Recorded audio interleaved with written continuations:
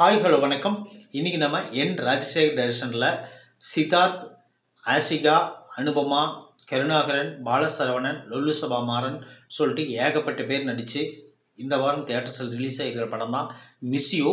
இந்த படத்தினோட ஸ்டோரி பற்றி பார்க்குறதுக்கு முன்னாடி நம்ம சேனலை சப்ஸ்கிரைப் பண்ணி வச்சுக்கோங்க. அப்போ தான் நான் போடுற வீடியோ உங்களுக்கு கிடைக்கும். இந்த படத்தில் ஒரு அநாகரிகமாக ஒரு கொலை நடக்குது. அந்த கொலையை தற்கொலை அப்படின்னு சொல்லிட்டு போலீஸ் ரெக்கார்ட் பண்ணிடுறாங்க. ஆனால் அந்த கொலையை பார்த்த நபர் உண்மையிலே இது கொலை தான் அப்படின்னு சொல்லிட்டு போய் கேஸ் கொடுக்கலாமான்னு சொல்லிட்டு கூப்பிட்றாங்க நம்ம ஹீரோ.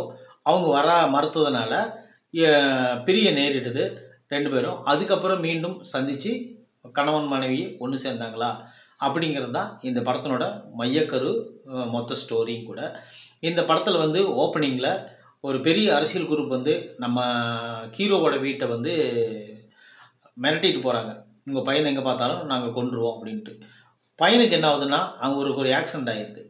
ஆக்சிடெண்ட் ஆனோடனே குறிப்பிட்ட காலம் வரலும் ஒரு சில மாதங்கள் மட்டும் அவர் தன்னோட நினைவுகளை மறந்துடுறாரு. மறந்துட்டு என்ன பண்ணுறாருன்னு பார்த்தீங்கன்னா, அதாவது ஆக்சிடெண்ட் ஆகிறதுக்கு முன்னாடி ஒரு காஃபி குடிக்கிறாரு. அதுக்கப்புறம் ஆக்சிடெண்ட் ஆகிடுது. அதுக்கப்புறம் நினைவுகளை மறந்துடுறாரு. அதுக்கப்புறம் என்ன ஆகுதுன்னு பார்த்தீங்கன்னா, பெங்களூர் போகிறாரு. கருணாகரனோட ஃப்ரெண்ட்ஷிப் கிடைச்ச உடனே அவர் பெங்களூர் போகிறாரு. பெங்களூர் போயிட்டு அங்கே போய் ஹீரோயினி பார்க்குறாரு. பார்த்து லவ் பண்ணுறாரு.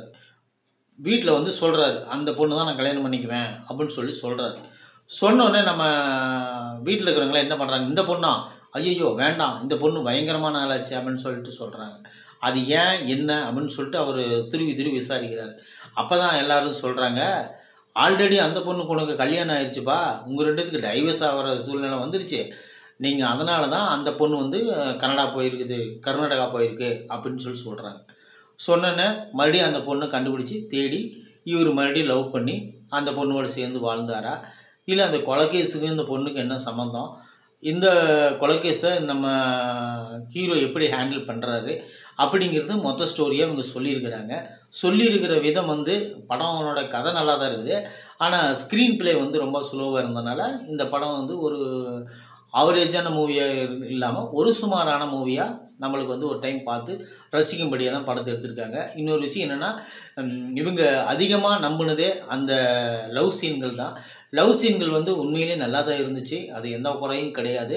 ஆனால் லவ் சீன்கள்னு பார்த்தீங்கன்னா ஒரு சில சீன்கள் மட்டும்தான் லவ் சீனு. மற்றபடி மேரேஜ் பண்ணிவிட்டு அவங்க குடும்ப சண்டையை நிறையா போயிட்டுருக்குது. அதுக்கு இடையில் இன்னும் சொல்லப்போனால் இந்த படத்தை ஒரு ஸ்டெப் மேலே தூக்கி பிடிக்கிறது நம்ம பாலசரவணனும், லொல்லு சபா மாறனும், கருணாகரனும் இவங்க 3 பேர்த்தினோட டைமிங் காமெடி உண்மையிலே இந்த படத்துக்கு கொஞ்சம் பலம் சேர்த்துக்குன்னு தான் சொல்லணும். ஏன்னா சில நேரத்தில் நம்மளுக்கு சலிப்பாக நெளிய வைக்கிற சீன்களில் அவங்க நம்மளுக்கு கொஞ்சம் சிரிப்பு கொஞ்சம் லைட்டாக வர மாதிரி பண்ணியிருக்கிறாங்க, அவ்வளோதான். இந்த படத்தில் பாடல்கள் கொஞ்சம் சுமாராக தான் இருக்குது, ஜிப்ரான் மியூசிக்கு. இந்த படத்தினுடைய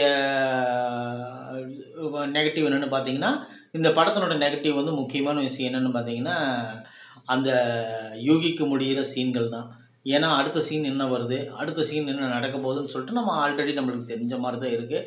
அதே மாதிரி தான் அவங்களும் கதையை கொண்டு போயிருக்காங்க. என்ன ஆக போகுது கடைசியாக ஒன்றும் ஆக போகிறதில்ல. அந்த ஆக்சிடென்ட் ஆனவங்கள தண்டனை வாங்கி கொடுத்துட்டு இவங்க 2 பேரும் கல்யாணம் பண்ணிக்க போகிறாங்க. இதுதான் நடக்க போகுது, வேறு என்ன நடக்க போகுது புதுசாக?